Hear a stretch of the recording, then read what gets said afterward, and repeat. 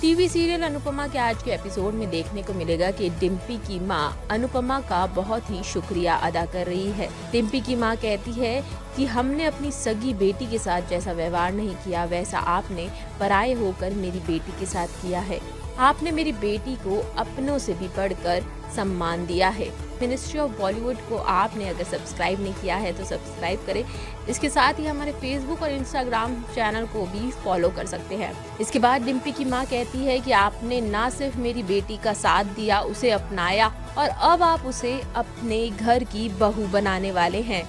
लोग शादी करने से पहले एक लड़की में क्या कुछ नहीं देखते, लेकिन आपने कुछ नहीं देखा, सिर्फ मेरी डिम्पी को देखा। मैं आप लोगों की जिंदगी भर एहसानमंद रहूंगी। इसके बाद डिम्पी की मां डिम्पी को भी समझाती है कि वो अपने ससुराल वालों का बहुत ध्यान रखे। वो इस घर में बहू की तरह नहीं बल्कि बेटी की तरह रहे। वो अपने ससुराल वालों का हमेशा सम्मान करे और लड़ाई झगड़ा ना करे। डिम्पी की मां की इन बातों को सुनकर बा डिम्पी को ताना मारती है कि हमारी बातों का तो तुझ पर कोई असर नहीं होता, कम से कम अपनी माँ की बातें सुन लेना।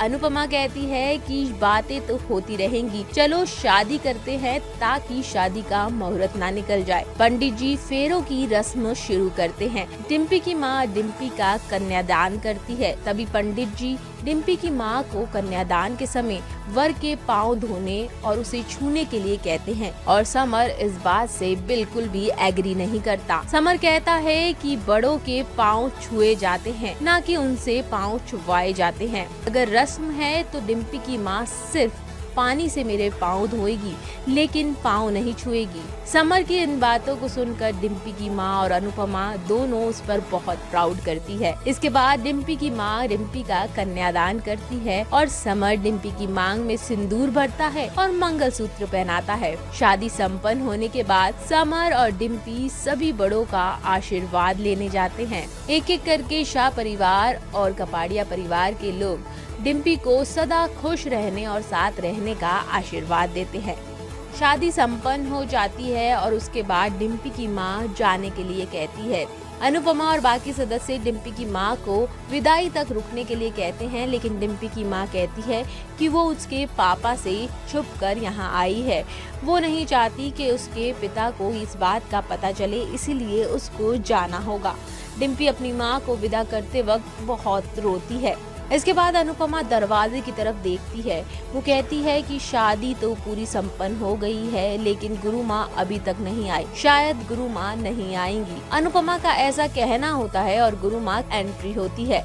गुरु माँ को देख के अनुपमा बहुत खुश हो जाती है और तेज चिल्लाती है, मेरी गुरु माँ आ गई। अनुपमा भागकर गुरु माँ के पास जाती है और उनके पाँव छूती है। मालती देवी को देखकर शाह परिवार और कपाड़िया हाउस के सभी लोग काफी खुश होते हैं। गुरु माँ जैसे ही अंदर कदम रखती है तो अनुज की नजर गुरु माँ के कदमों पर पड़ती है और उसे दिखाई देता है कि नीचे नुकीली कील पड़ी है। अनुज दौड़कर अपने हाथ गुरु माँ के पाँव के नीचे रख देता है ताकि वो नुकीली चीज गुरु माँ के पाँव पर न लगे। गुरु माँ जरा लड़खड़ाती है और अपना हाथ अनुज के कंधे पर रखती है और अनुज को बस देखती रह जाती है। आने वाले एपिसोड में दिखाया जाएगा कि गुरु माँ अनुपमा को एक बहुत बड़ी जिम्मेदारी देगी। गुरु माँ सारे परिवार के सामने बताती है कि वो अनुपमा को अमेरिका का गुरुकुल सौंपने वाली है।